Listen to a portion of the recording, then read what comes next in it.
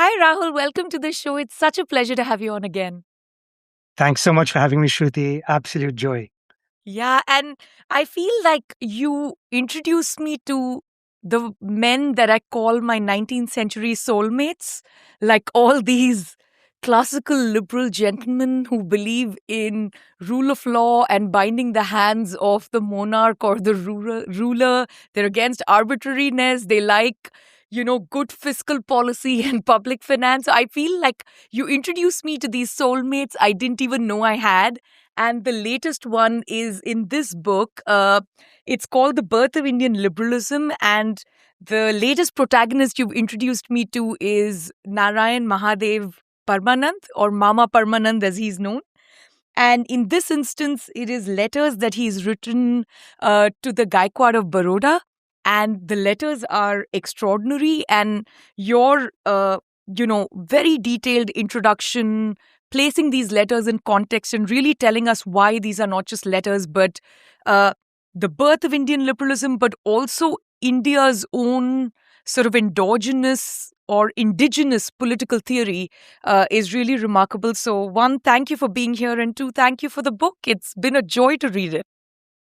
Thank you so much, Shruti. You're, writers dream of readers like you. So, before I have lots of questions on why you call this the birth of Indian liberalism and also why you call this the first sort of work of political theory as opposed to just ideas or ideology or letters or just discourse. Yeah. But before we get to that, most people have not heard of Mama Parmanand. So maybe it would be good if you started with who he is, how you found him, and what made you put together this book. Thanks. Yeah. He is a bit of a mystery figure. Almost no one in India or really anywhere in the world will have heard of him. His book has not been cited at all.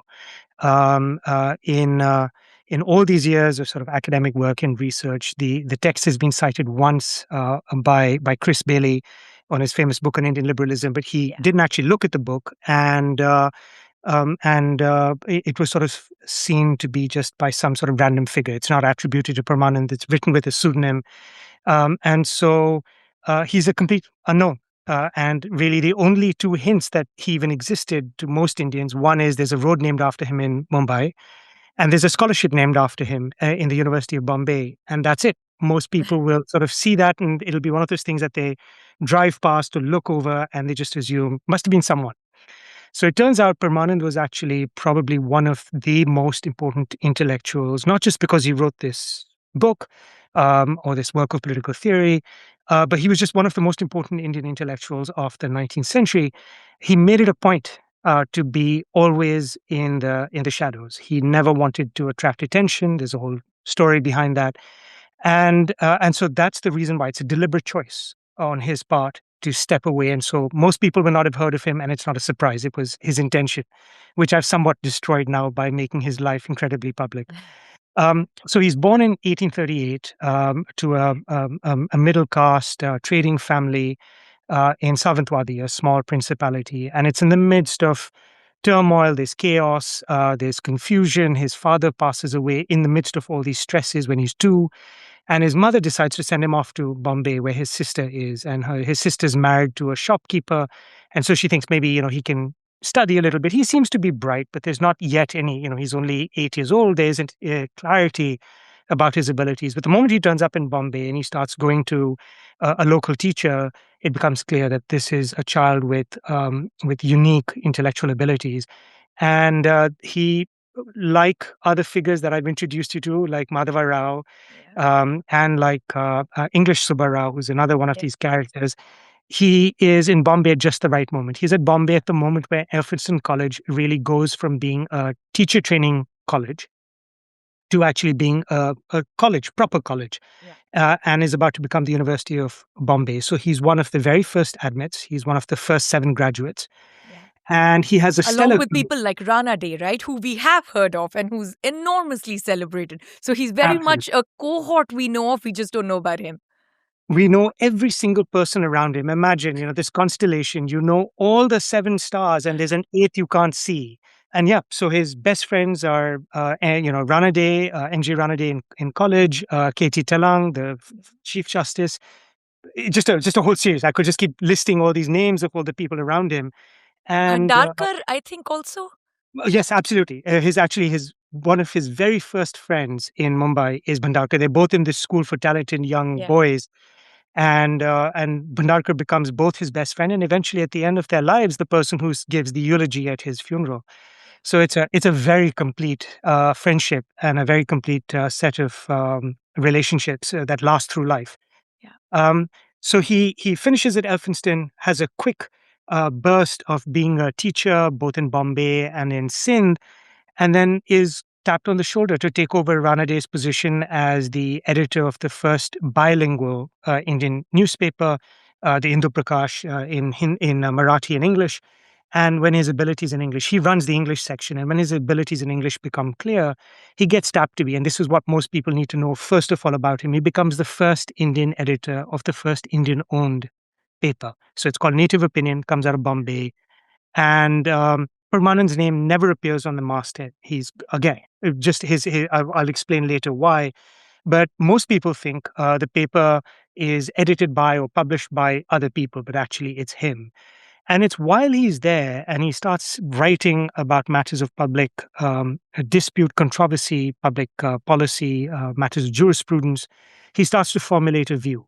And so in 1868, this view gets expression when the viceroy writes a set of letters uh, uh, comparing English and native rule. Permanent gets to write a reply, again anonymously, which makes him famous.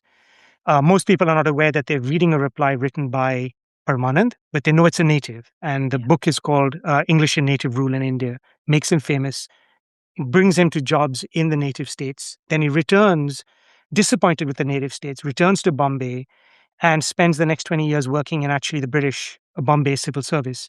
And at the end of that process, having gained all this experience, starts to revisit his earlier convictions that maybe there is something, in fact, in the native states that is worth developing and bringing out. And so he is just about to start engaging more actively with the native states when he realizes he has Parkinson's. And so, huddled up in bed, unable to really speak, unable to move, he whispers out a manuscript which explains what he thinks the Indian principalities need to do to both catch up with and overtake British India.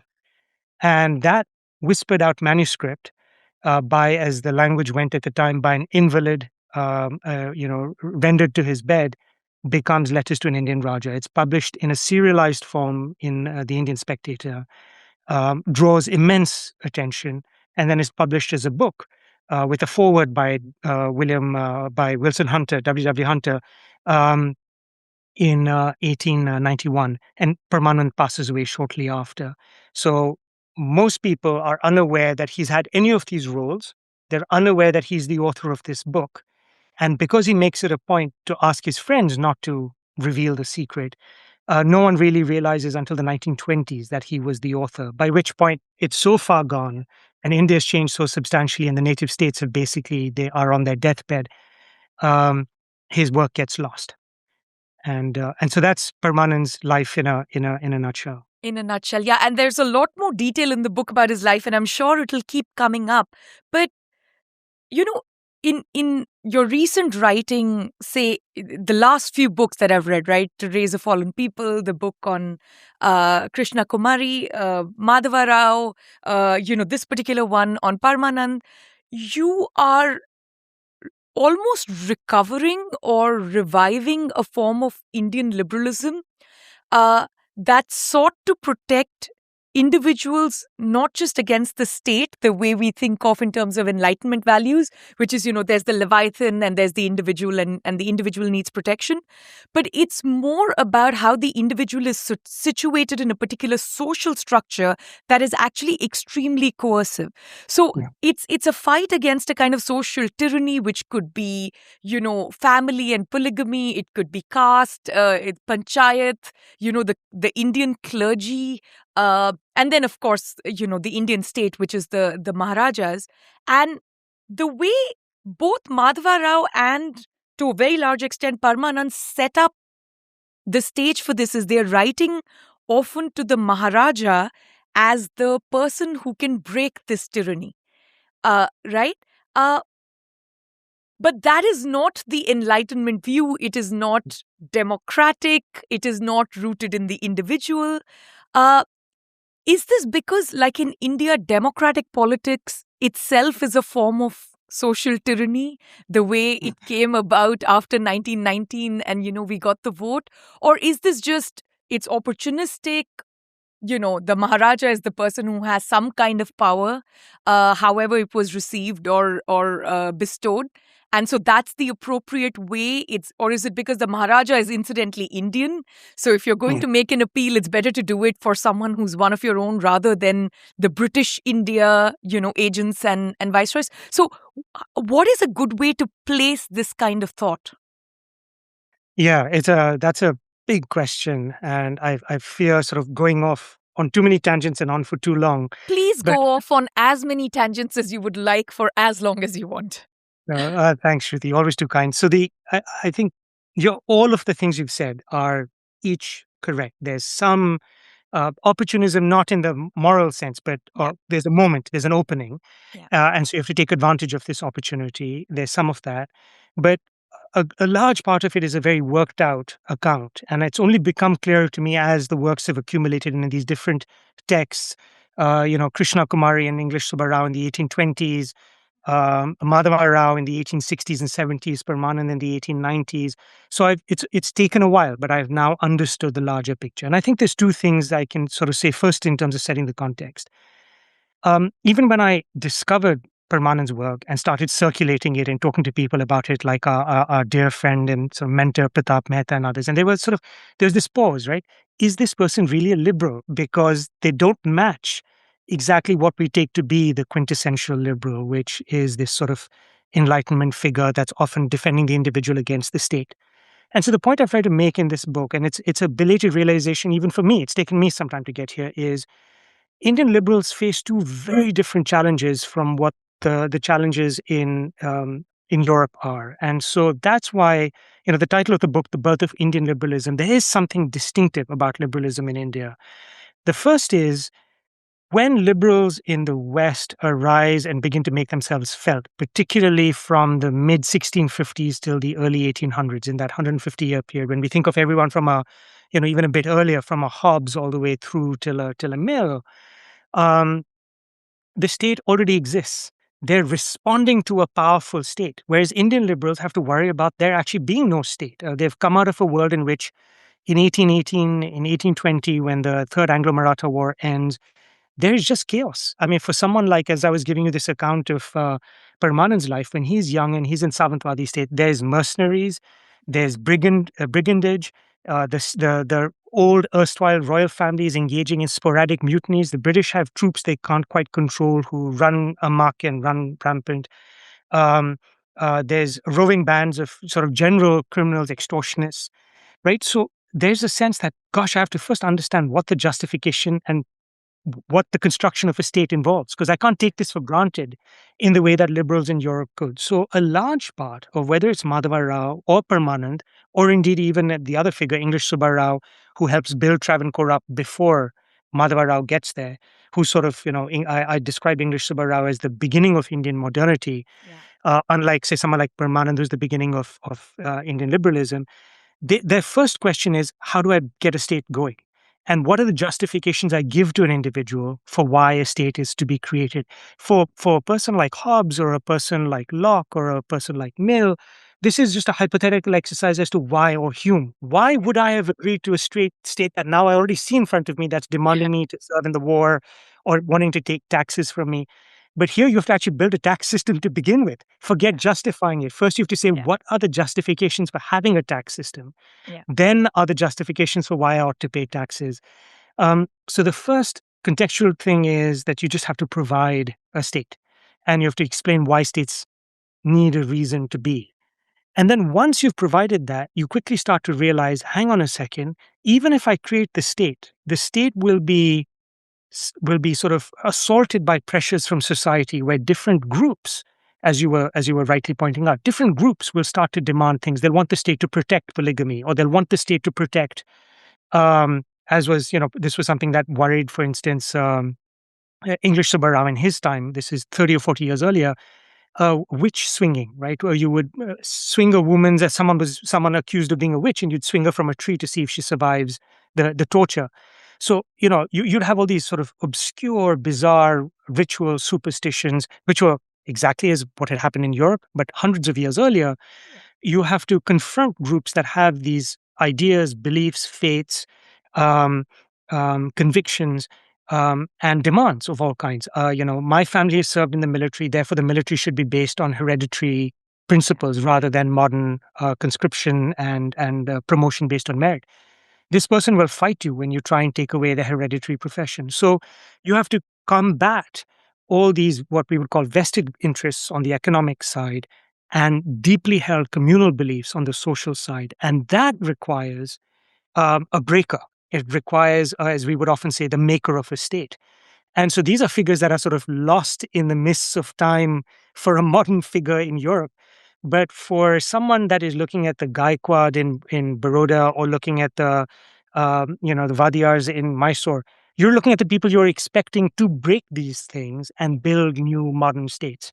So that's why the ruler ends up playing such an important role, because they can both build modern states and also insulate the state against what are seen as regressive or destructive or debilitating social and economic practices.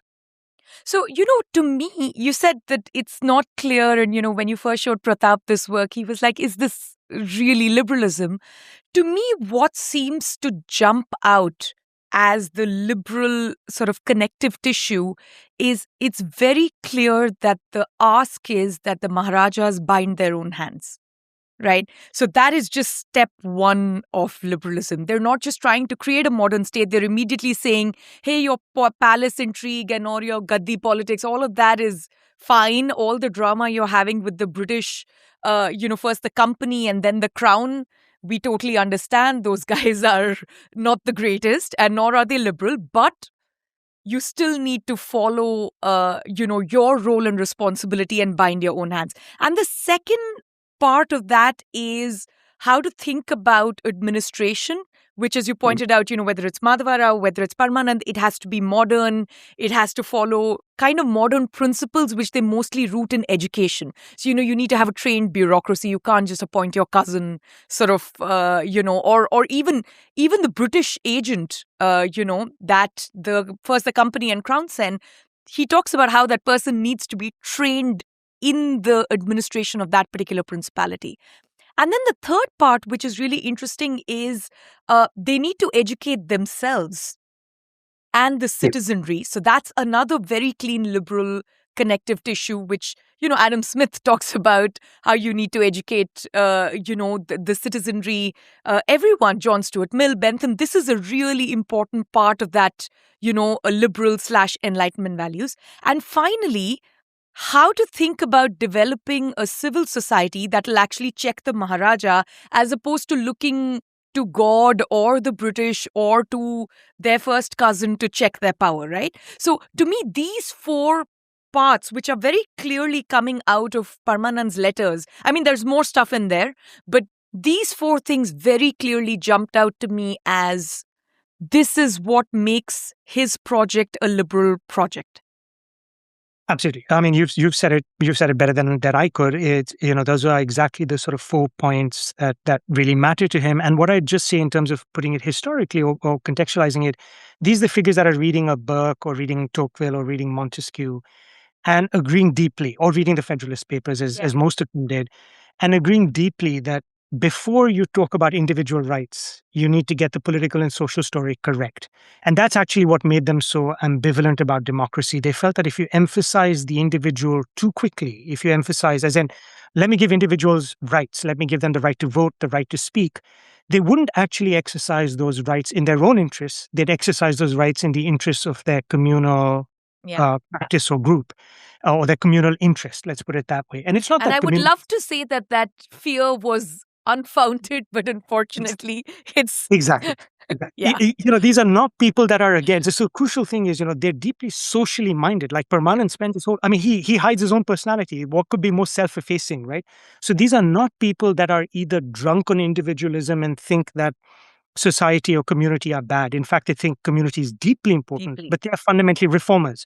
And they're very realistic about what reform involves. And reform doesn't involve sort of, as we say, handing the keys to someone that hasn't gone through some basic lessons in driving, and so or operating complicated machinery, as constitutions are often described. So you first kind of figure out these are the roles, these are what the ethics of this role, this is what the duties of this office are, these are what the powers of this position ought to be. And so, exactly as you said, for them, getting a working civil society, getting a working legal system, and combating arbitrariness. That's the thing they worry about the most, arbitrariness. If you can combat that, then you have got a place in which the individual can begin to think for themselves. Then we'll turn to rights much further down the road.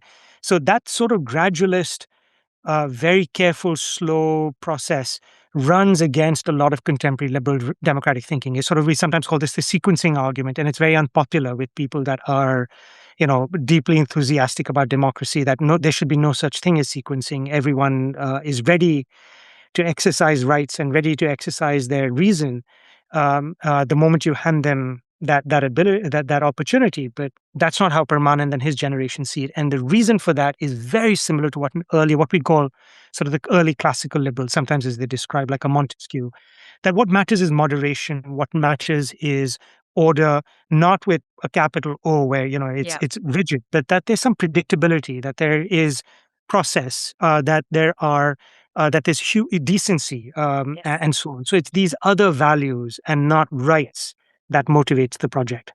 Yeah, and it's almost a public reason project, right? Where, again, just as the Maharaja must bind his own hands, the Maharaja must lead the way and become with his people to get educated and actually lead the public reason project. At least that's how I read one of those letters, right?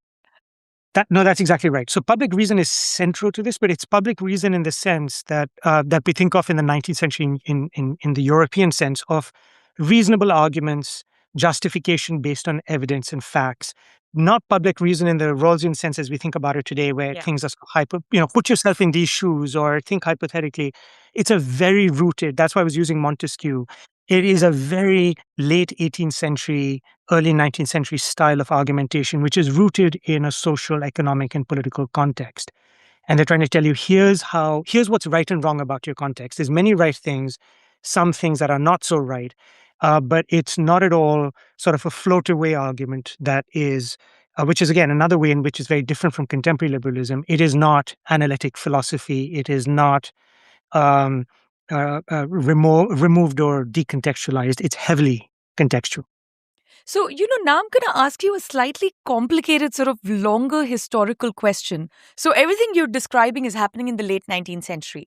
Now, we have a period of time, but we also have British India and sort of Indian India, right? Which is the princely states. Now, what is happening in British India is the exact reverse of what Parmanand wants, especially, after the 1919 Act and 1935 Act. And once you have politics, which actually, relies on getting votes, what the version of what at least the Indian National Congress and those intellectuals call Indian liberalism was not about empowering the individual beyond being able to cast a vote if they qualified, but it was more representation based on group identity, right? And this is very much there in separate electorates, religion, caste. It also continues after independence. By the mid-50s, we have an issue with language. So the Indian version of liberalism and democratic politics, if we can call it that, gets led by the version in British India. Whereas what's happening in the princely states, and again, we have more than 560 of them, and they're all different shapes and sizes, so it's hard to compare.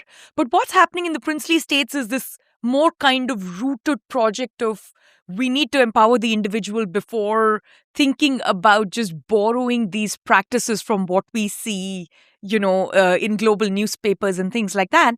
And I also see that strand in a recent book by Ornit Shani and Rohit Dey, where they actually, find and curate all the constitutional documents that, they did this in a paper, the constitutional documents that were actually being prepared by the princely states. And then in their new book, Assembling India's Constitution, it's, how many different people across India, both in British India and in India, are writing these extraordinary documents about their rights, their interests, what their expectations are from the state, and so on and so forth. To so to sorry for this long setup, but what is the reason for this sharp divergence between what's happening in Indian India and what's happening in British India and the politics of the Indian National Congress at that time?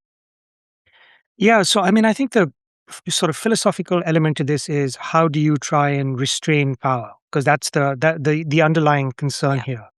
And you can try and restrain power on a democratic or on a, as we today call it, liberal democratic account by giving people rights of speech and criticism and assembly as individuals, and then giving them votes so that they can cooperate with others and form, in this sort of pluralist sense, represent their interests and push back against infringements on their interests.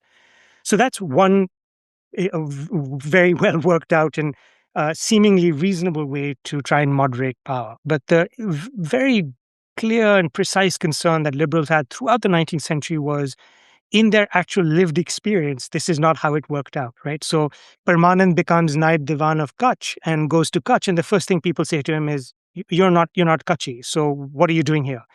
You're not Brahmin, or well, you're not a Nagar Brahmin, so why should you be Diwan? The Diwans of Kutch for the last 250 years have been Nagar Brahmins then, and so they should be. And the same happens to any of the other figures that he's working with. Rana Dey, who's from Kolhapur, tries to become the Chief Justice of Kolhapur and quickly realizes he's just battling caste and class divisions left, right, and center, and decides to go back to Bombay, where at least the legal process and procedure is something that matches his training. Right, he's not spending all of his time dealing with people knocking on his door and asking for favors on the side, as if the law has two, a formal and an informal process. So when these liberals of the 19th century encounter actual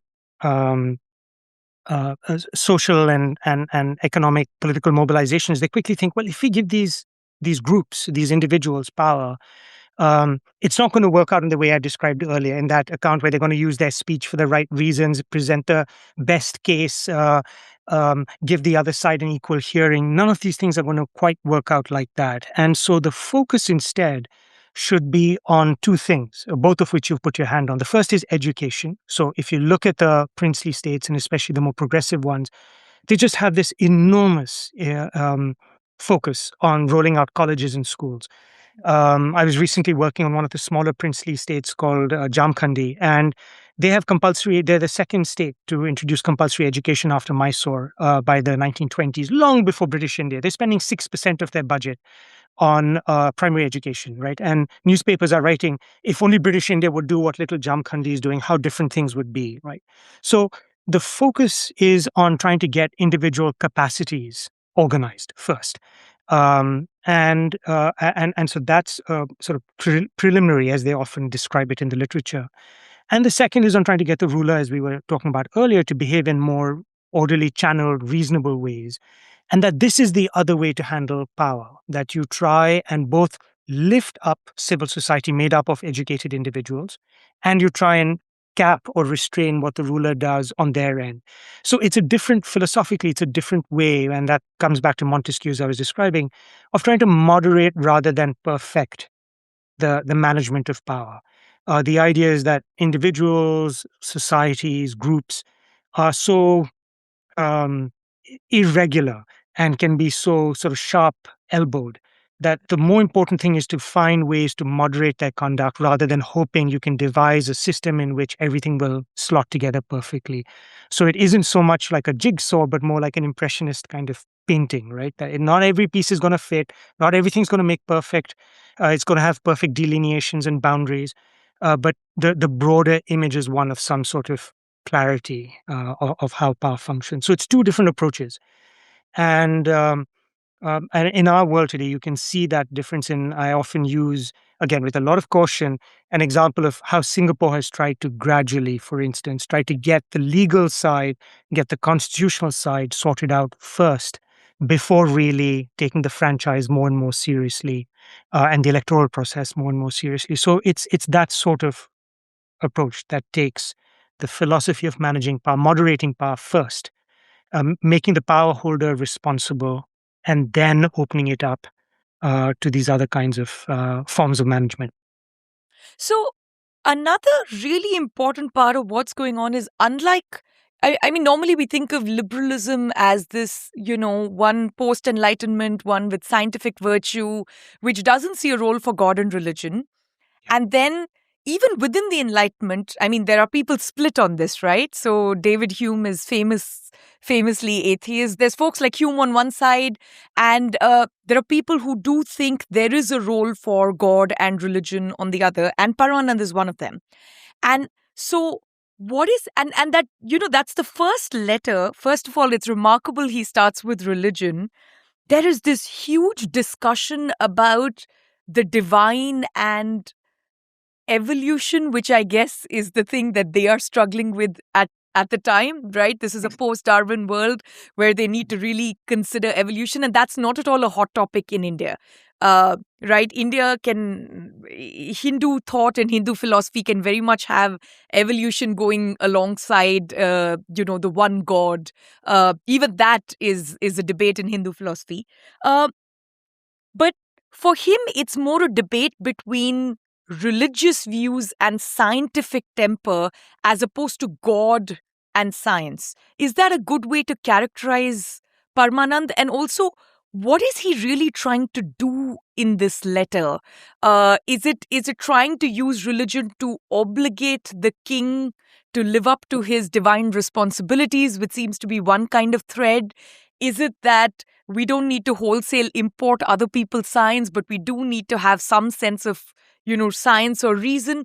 There are like so many different threads going on, but I have no context on how to interpret this first letter. I spent a lot of time on that first letter. The others are just much easier to access. Yeah. Yeah, no, same here. When I first came across this work and read this, the longest letter of all the letters is on religion, and I was just scratching my head for what exactly is going on here. This is an old-fashioned technique that you're in a very, as you were saying, post-Darwinian world to try and use God to get a ruler to behave themselves is a is a big ask. Good luck to you. So almost made me want to stop reading and just think, no, this is because you sometimes find these. There are some versions of this even within the princely states. I've seen texts both in Sanskrit or in the regional languages where there's an attempt to try and convince the rulers that the Vedas say this, or the Shastras, especially the versions like the Arthashastras, say such and such.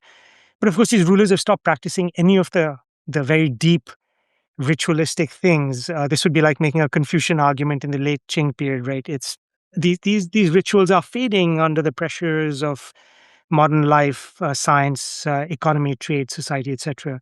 So my initial reaction was like yours, well, like, hang on, what are you even doing? And it took quite a bit of unpacking and understanding the context to figure out what's going on. So there's really I'd say three objectives.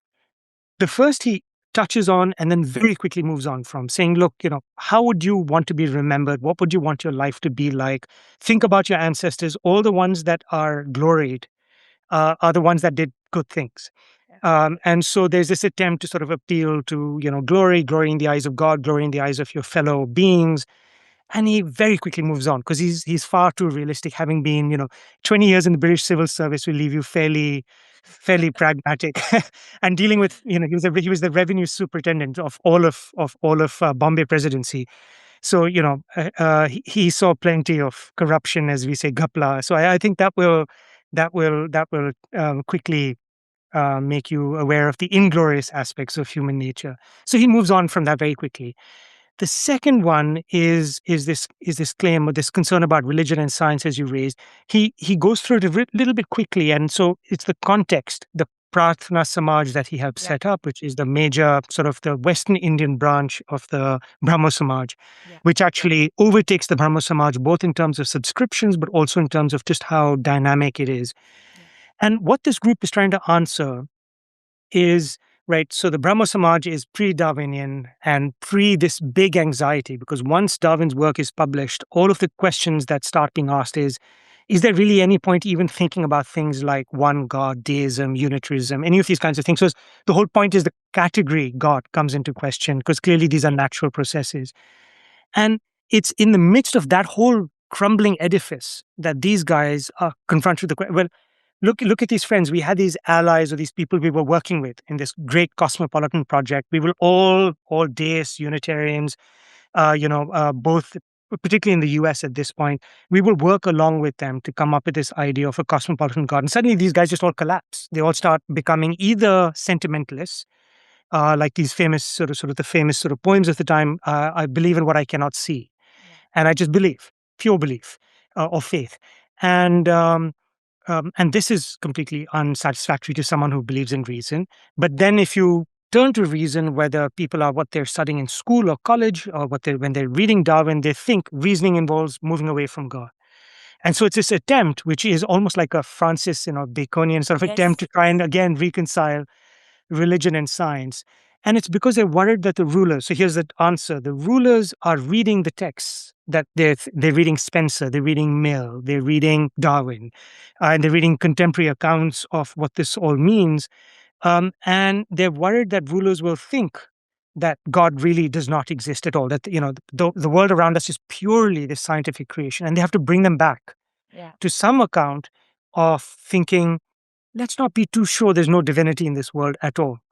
And so the second goal, one, glory in the eyes of God and, doing the things God wants of you, quickly move on from that. But the second one, don't be too sure. Just because science explains the material world, it doesn't explain the immaterial world, why we exist, why there is a seed. We can understand why a seed grows the way it does, but why do seeds exist? Why do humans exist? These questions require some explanation that goes beyond the material. And so it's this attempt to try and transcend the material world. But it's the third one that's really the focus of the whole piece, why it's so long, and it links to this broader ambition. What's the Pratna Samaj or the Brahma Samaj remnants? What are they trying to do? Their view is that if you're going to modernize Indian society, by which I mean make the individual free. Again, I want to emphasize, because so many people, when they read either Raja Rammohn Roy or they read the Pratna Samaj, or if they're aware of any of these things, they tend to see them as acolytes of the British or somehow acolytes of Christian missionaries. I've just tried to explain, missionaries are dropping like flies at this point, because in a post-Darwinian world, no one is even listening to these figures in England. They're seen as outcasts in their home country. So to project any of these figures as doing the work of missionaries or as, being opposed to Hinduism or something gets the story completely wrong. These figures are... It's the opposite. They're trying to preserve Hinduism. Yeah, they're trying to say, look, there's still a point of religion and God in this world, post modern science. So that is not at all the case. What they're trying to do is they're trying to say to an individual, it is almost like something like a Protestant Reformation sort of moment, where they're trying to say, we want to preserve religion for the individual, but we want the individual to question what aspects of their religion are relevant or not. And a lonely individual cannot do it. That's why this chapter is to a Maharaja. A lonely individual cannot challenge society, challenge religious authority, challenge their parents, challenge their siblings on matters of social and religious practice. When they say, I will eat with anyone I want to eat with, or marry anyone I want to marry, or travel to any country I want to travel, they're outcasts. Or they're cast away.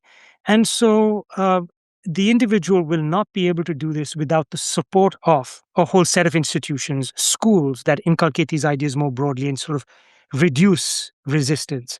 A modern economy which produces jobs where people are not reliant on caste-based professions, where they can have heterodox views and yet have a job. Legal processes where the panchayat can't tell you this is what your caste duty is, but instead a legal process that operates on the basis of, as we were discussing earlier, predictable individual liberties, right? So this is not the right to free speech where you can open a newspaper or,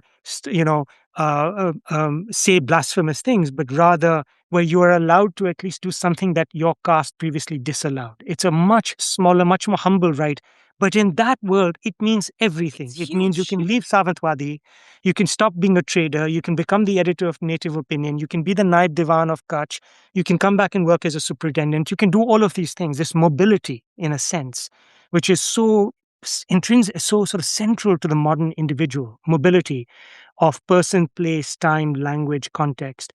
They're trying to provide that. And only a Maharaja can set all those little pieces together, Yeah. a judiciary, schools, industrial sector, all of these kinds of things. So that's why there's this large section in religion where a Maharaja is being told, only you, like English monarchs in the past, only you that belongs to this faith, that identifies with these people, that looks and sounds and practices their faith, can put in place this revolution, this religious revolution that will free individuals and allow them to have a more personalistic relationship with their faith rather than a communitarian relationship with their faith. And there's this one passage that really struck me, which is also about his sort of dislike and distaste for middlemen and priests, and Yeah, like sort of like people who are just laundering all kinds of religious ideas that serve their own interests. They are neither scientific nor divine, exactly. in some sense. And uh, here he says, for religion has been brought into discredit far less by the advance of scientific knowledge than by its own practical surrender to its spiritual functions, replacing them by dead and senseless ceremonials conducted mechanically and performed by priests more ignorant and less advanced than many of the laity, and thus rendered capable of imparting to them little or no moral strength and no intelligent and elevating support amidst their sufferings or trials in their struggle with the world. That is pretty damning. Yeah.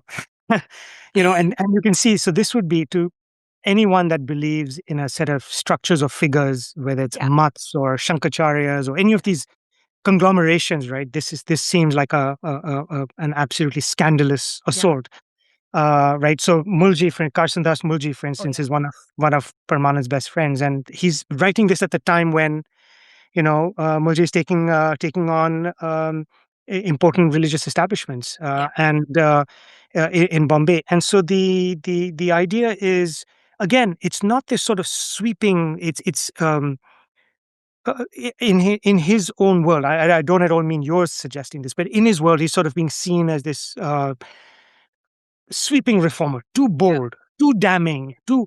But nothing in Permanent's life or in his conduct suggests anything like wanting to rip these things down or yeah, demolish them or undo, but to really force them to be more um, transparent, more sort of honest in their functioning. So court rituals, for instance, that line about sort of these dead rituals where Maharajas are undertaking yeah, these rituals, giving money to priests who then, Madhava Rao has this famous story where he conducts an audit of some jewelry that the Maharani of Baroda had bought, and it turns out she donated it to the priest. So he asked the priest, "Where is it?" And the priest say, "Oh, it's been melted down and consumed by cows because we mixed it with the feed in order to." And Madhava Rao, sort of this wry aside, he's like, my sense is though that jewelry, fortunately for that jewelry, it had a much more prosaic afterlife. It wasn't quite consumed by cows, but probably by humans, and by their bank accounts. And so it's this account, this sort of, the cynical use of religion yeah, hurts religion much more. And so if you make religion philosophical rather yeah. than making it in this sort of methodical, mechanical way, then we'll actually preserve it better. And this I see some of even in your more contemporary writing. In a recent column, you have, what can be almost a striking claim in modern times, right? That Hindu nationalism is not the challenge to Indian liberalism. It's in fact the opposite, that Indian liberalism didn't take the the views of religion and religious philosophy and religious practice seriously, that has actually set the stage for Hindu nationalism. And it's kind of very nicely aligns with what Madhva Rao or Parmanand or their contemporaries are saying and doing, which is uh, this is what the people believe and they want, and there's a lot of good in religion, and it is a force that can elevate the moral order, that can elevate conduct, that can elevate reason if we allow it. But if you just throw the baby out with the bathwater, you're going to lose your people. Then you're going to be one of these, Maharajas that the British trained and just imposed on their own people. And Yes. it seems like we've done some version of that in our own liberal politics. So first, am I characterizing your view correctly? And two, how do you see that playing out today? Yeah, I mean, I think it's a so first on their view, which is really quite close to my own view, I guess, and that's partly what has drawn me to these figures and made me elaborate their point of view. It wasn't instrumental; it was slightly coincidental or slightly lucky. Um, but their view is certainly that it's never underestimate the importance of religion, convention, and again, you'll see the Montesquieu in me, right? These are the figures that I care deeply about. Tocqueville writing about religion in America. Never underestimate both as a practical matter, as an empirical matter, the hold that religion has on individuals, but more importantly, as a moral matter, the great capacities of religion to draw the individual out, right? The great concern in liberalism is if you justify things on the basis of individual rights, how do you get individuals to live up to their duties? And the explanation has always been, well, they an enlightened reason. They will see that they need to serve in the military. They will see they need to pay their taxes honestly. They will see that they need to not be unfairly favor their friends and family. They will see that they need to obey the law even when the judge or the policeman is not looking, right? So there's this work that needs to be done by the individual that's often left to something else. So sometimes we'll call it virtue, sometimes we'll say more schooling, sometimes we'll say if only teachers did a better job, then sometimes we'll say if only the family does a better job. Well, yes, all of those are important social institutions that help bring the individual back to society, as they would say in the 18th and 19th century, remind you of your place in this larger order. But we tend to underestimate how important a role religion plays in that. That it doesn't require unthinking superstition. We will assign religion this ghastly role of that it's regressive or patriarchal, or that it's superstitious, or that it's backwards, or any of these awful terms. But in its highest moments, religion asks the individual to think of their place both in the cosmos, but also just in terms of their sheer existence. Not just who created the world around you, but just why do you even exist? And all these figures in the 18th and particularly in the 19th century in Victorian England, or these figures like Parmanand and his circle in India, took this very seriously as a resource, as a moral resource. They were not cynical about it. It wasn't just instrumental. Permanent quotes Voltaire, if God didn't exist, we'd have a reason to invent him. They can see that, but they also genuinely in their own life, they're building temples, serving, undertaking charitable works.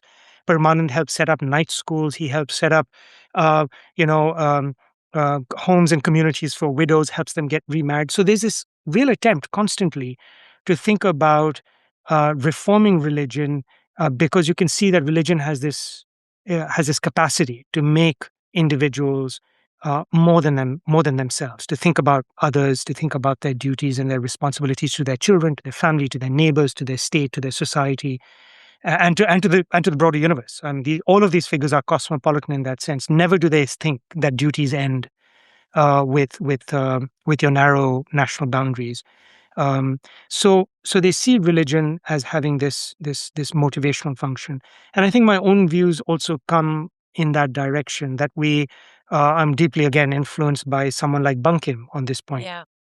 which is religion and religious nationalism play a deeply important, or rather, I should say, religion is very closely linked often to nationalism.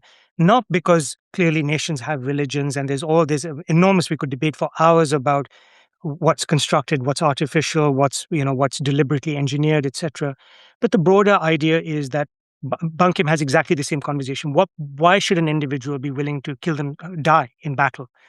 And the answer is that, well, all the things that you value in your life around you are dependent on the existence of a state, and your religion explains to you why the state and why these other people around you are worth sacrificing yourself for. And so religion plays this motivating, or this, it has this glue sort of aspect to it, which just makes it deeply important purely without having questions or discussions about theology, without having discussions about science, just as a purely moral category. Religion motivates individuals to think beyond themselves. And so that whole arc across the 19th century at the end with Bankim really sets us up for Hindu nationalism. This broad realization that these modern structures we are creating, which are asking individuals to make all kinds of sacrifices, fight the British, fight for independence, fight for liberty. Well, the answer is going to be, why should I fight? Or the question is going to be, why should I fight? And the answer is going to be, because your religion, the preservation of your religion and your way of life depend on it. Yeah. It's not because your individual right depends on it, but everything depends Everything on it. depends on it. And yeah, so, to me, when I read the 19th century liberals talk about religion, to me, it seems like there's a logistical purpose to our lives, right? Like, be a good king, be a good parent, educate your children, don't do sati, that kind of thing. But there's also a spiritual purpose to your life.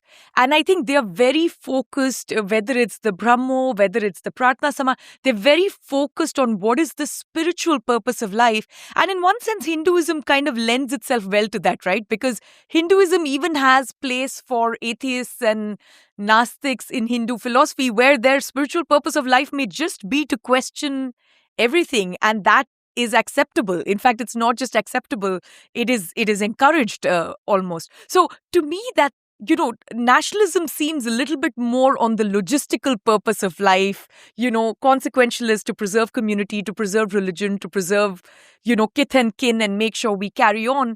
But they are also saying this in peace times, in some sense, right? Which is the spiritual purpose. So, the book has a little blurb right here on top which says modern India's first work of political theory. And I was very disturbed by this because until now, my other soulmate that you introduced me to was T. Madhva Rao, who's born maybe about 10 years before Parmanand. So what differentiates this as the first work in political theory? Because I would have thought that's very much Madhva Rao, right? He comes up with a system of administration. I think he goes beyond political theory, also political economy, but he writes a draft constitution. So to me, he seemed to be the obvious person, but I'm willing to have more than one, 19th century hero. I hope so. I've got more coming up for you. So I want you to be capacious in your catalog of heroes. No, I worried about saying that. I spent a lot of time agonizing over it. I think it is something that reviewers will challenge me on or criticize me for, and I'm willing to take it. And here's why. I think Madhva Rao, I would categorize him as the person who writes the first work of statecraft or administrative expertise. So his hints on the art and science of government, very much as the title suggests, is really about governing. How to govern, how to run a modern system, why it should respect individuals. So there's elements absolutely of political philosophy, particularly consequentialism, concern for markets, but individual rights and individual choice. So there's all those elements there. He does write separately a constitution. It's short, but it's clear in its account of what a political system ought to look like. But I wouldn't call it a work of political theory. And this is possibly, where I will disagree with other even political theorists. What is this field, and how do you distinguish your political theory from political philosophy, from statecraft? Now, I would put Bankim Chandra Chattopadhyay's Dharma Tattva as a work of political philosophy. That's a work that basically is asking a question of value. Why nationalism, or why religious nationalism? That's what Dharma Tattva is about, and I think it's the most important work of political philosophy in that century. But it's not really at all interested in institutions. How should a court work? What's the point of civil society? How should schools and colleges function? For Dharma Tattva, those are like, minuscule, irrelevant questions. The big question: why do we exist? Why are we here? What are our duties? Why does the nation demand anything of me? So it's a work of political philosophy. Ask questions about value and justification, legitimacy, and so on. On the other side, as I was describing, Madhva Rao, much more the nuts and bolts of administration. A work of political theory, as I take it, and this is as I've tried sort of taught in class over the years, and hopefully not misled students as I've done this, is that it both asks normative questions. Why should things be this way? But ultimately, what it's trying to do, what makes it political, it's not just theory, but what makes it sort of political is that it tries to recognize that there are going to be conflicts. There is no one normative answer that everyone agrees upon. And it tries to come up with frameworks in which conflicts can be resolved. So it's not trying to just write a theory.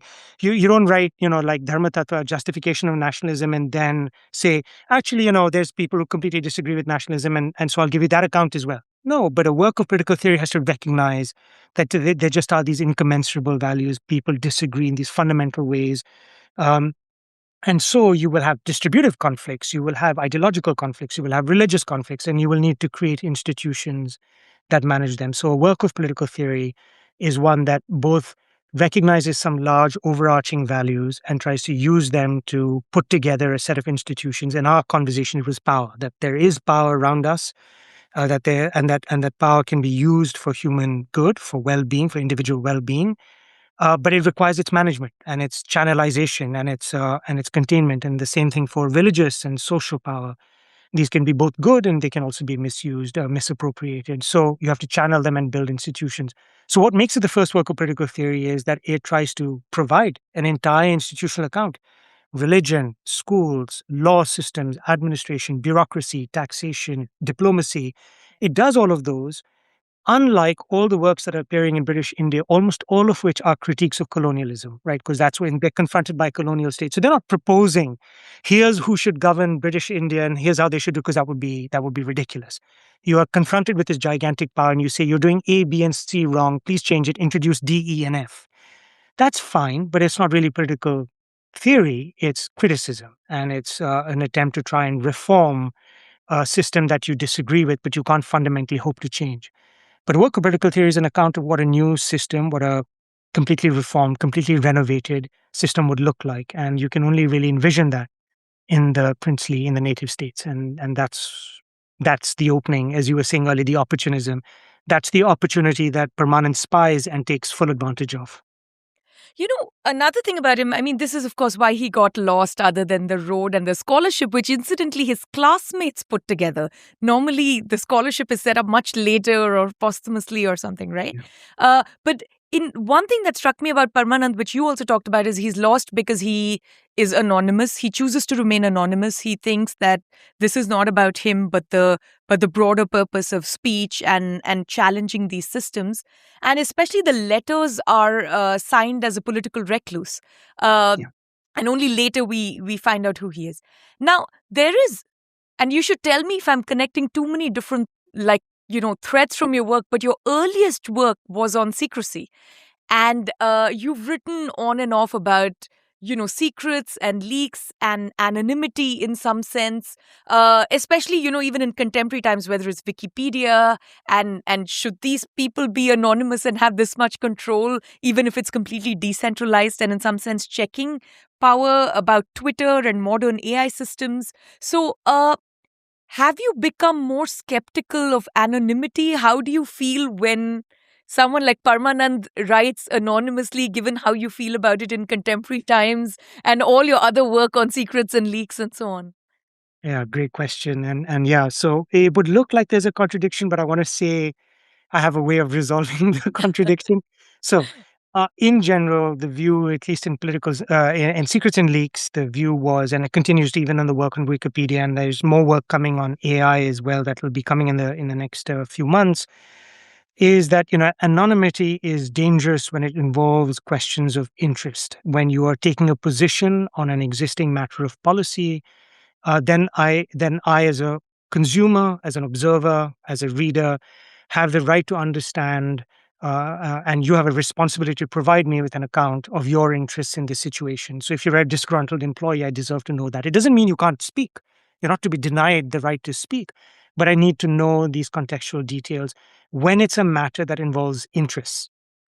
Why I would say Permanent's account of anonymity doesn't trouble me, and I'll explain why he even does it in the first place, is because it's an account of what an ideal regime would look like. So it's not one that says, make me the ruler. It's not an account of, this undeclared person, should really be the one running this policy, or that he in some way stands to benefit from. He writes it, as I was explaining to you, when he has Parkinson's, bedridden, and he's writing it for a generation to come. So anonymity becomes far more acceptable when it is, when the work itself, right? Because it's anonymous, you don't know who the person is. But when the work itself takes no position of interest, it doesn't ask you to back this or that particular agenda. It makes a general set of arguments that can rise or fall on their own. But if it says, I was in such and such place and I saw person A do thing B, and you have to trust me, and that's why, person A is a terrible person. Well, that's a whole other story, because now you are making both accusations, you're making claims about fact, action, intention, and these are not general principles about institutions and sort of in the abstract. So that's the first sort of basic distinction where I'm comfortable with anonymity, but not where I'm comfortable with and where I'm not. In Permanent's particular case, it's because of these two sort of figures that really influence him through his life. He doesn't start out this way. He's always a introspective, quiet, a slightly shy personality, even as a child. But he meets this incredible professor, J.P. Hewlings, who I'm going to write about in a few weeks. Write a little bit more about his life. A remarkable figure, the first professor of English at Elphinstone, and really the maker of Elphinstone College, and then the University of Bombay. And Hewlings is very much committed to the idea that it's important to be a selfless servant of the public and public good. He is intended to teach orphans in England before he gets offered this job, and he goes off to India to teach, and he sacrifices himself completely, works weekends, does all the sorts of things that and that includes writing anonymously on behalf of the interests of the natives. And Permanent sees this, and the realization that he draws from this is a very 19th century Victorian observation that when you place your name in the public sphere on arguments about principles, not about X did Y at moment T or something, but when these are arguments about principles, when someone criticizes you, you see it as an assault on your own status. I defended rights, you question rights. That means, my position in the public sphere has been demeaned. I have to, fight back. And Permanent and these other figures, like I was saying, they were very attracted to, say, the American founders or Publius or any of that sort of late 18th, early 19th century argumentation, which was almost always done pseudonymously. Pseudonymously, Yeah. And the idea was that, well, this allows for a reckoning of the arguments on their own merits without a personalization of, the ad hominem sort of, I'll attack you, the person, the position, the interest group, the community, rather than dealing with the argument fairly and squarely. So the idea was anonymity both takes my ego out of it, but it also denies the other side the chance to escape or evade the argument. So that's where he was coming from. And throughout his life, he wanted the arguments, as we sometimes say, let the argument speak for itself. Yeah. Easier said than done. But that was his motive. And I'm willing to grant him that so long as you argue in this more abstract way about general principles. I think his use of anonymity in his newspapers and as an editor and in exposing people, I can see the justification for it. Like in Secrets and Leaks, I say, there has to be a justification of sort of the claim has to be provable. You have to have good reasons for remaining anonymous. You have to be willing to come out and reveal your identity if you've made a false claim. And so he, broadly speaking, I think more or less lived up to that criteria. There were instances where he accused British officers of malfeasance. Then inquiries were made, and Permanent fessed up to being the person who had written the column and provided the evidence. And that meets my standard. But of course, I don't know every instance, and maybe there were cases where he used anonymity in ways he shouldn't have. But at least for this book, I have enough evidence to feel comfortable with his use of anonymity. Yeah, I don't have any problem with it. It's just also at a different time and place. I think now the way the digital media and social media move, and also the geopolitics of right now, which is something they were kind of quite protected from in some sense, right? For them, the big question was, is this a native writing about the powers or the establishment, or is this someone who's part of the power structure writing about the powers and establishment? As you said, depending on the context, you would fess up if required. But now, in the world of AI and the ability to do dupes and fakes and be at many places at many times and mask your interests, this has gotten a little bit more complicated. So it wasn't so much about whether I'm comfortable with Parmana. It's just more, how are we to think about this in the modern age? In the modern age, I would be a lot more nervous about reading a pseudonymous account. Yeah, I mean, yes, I think there can be this concern. I would still, I think, remain with that point, that if you're arguing at the level of general principles, Yeah, and particularly principles is fine. if the principles are unpopular, I was thinking of the Mencius Mollberg, that there was this, right, this version. And I think there is a space for, no matter how unpopular, or in fact, precisely when arguments are unpopular or dangerous or controversial, there should be space to be able to make them pseudonymously. And publishers have shied away from wanting to do that anymore. But I think I would still want to draw this moral distinction between, or this ethical Yeah, distinction between, anonymity in the sake of laying out a system, as opposed to anonymity in the for the sake of exposing a particular policy or person. yeah, That's much more dicey. On the former kind, even today, I would be willing to allow some degree of anonymity. In Permanent's time, I mean, you laugh, but when Permanent wrote some of these things, people actually thought the common accusation was native opinion was actually English critics dressed up as Brahmins, Brahmin. right? So it's the disgruntled Englishman who's angry with the viceroy, pretending to use native opinion to criticize. And so you'd actually say, no, actually, this is a native who's written this thing.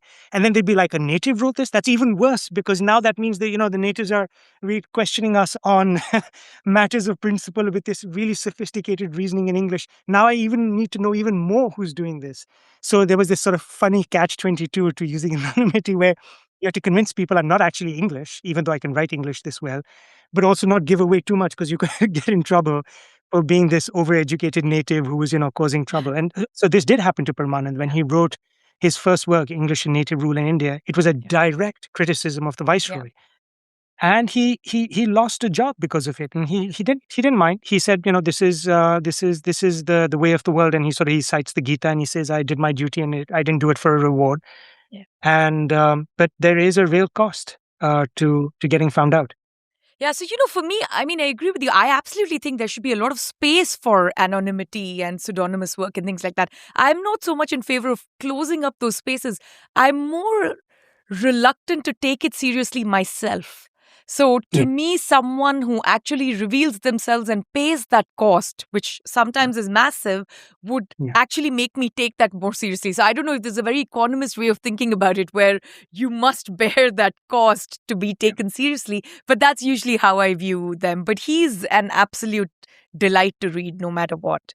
Yeah, no, no, no. I'm very much. I think, as you said. So I'm skeptical of. I begin with being skeptical of anonymity, and I agree with you on the points you just made about there needing to be a willingness to bear a cost. I think the question is when those costs are astronomical. Like if you're making an argument in a society where you're crushed Yeah, for I want to be able to voice myself. I'm brave enough to put my name to the argument, but it's not just people will criticize me or criticize the argument or mock me, but they will try and crush me, as we say, yeah. cancel culture, right? So the idea that you will lose your job, your family will be hounded, you'll get Or your death life threats. sometimes. Exactly. So if we're dealing with that degree of Yeah, assault for arguing about principles, yeah. then I can see this way. So Fair enough. I'm with you. Yeah. So it's an attempt to try and really line out where how much I agree with you, and then carve out this one very particular set of circumstances where, as you'd expect, Yeah, iconoclastic figures who yeah. are going to challenge prevailing opinion can really worry about outsize costs. Yeah. No, this was, again, thank you so much for introducing. I mean, first of all, finding these people, then figuring out the manuscripts, going through them, modernizing them in the sense of corrections and references, and then writing the wonderful context that you give us to actually consume this work. It's really remarkable how you're able to do this over and over again every couple of years with a new unknown figure, and then just again, all my favorite gentlemen of the 19th century, and hopefully some more women will make an appearance. But thank you so much for doing this. The book is called The Birth of Indian Liberalism, Mama Parmanand's Letters to an Indian Raja. And I hope everyone reads it and gets a lot out of it. And thank you for doing this, Rahul. Shruti, thank you for doing what you do, bringing these ideas to a wide audience and asking all these fabulous questions. Thank you so much.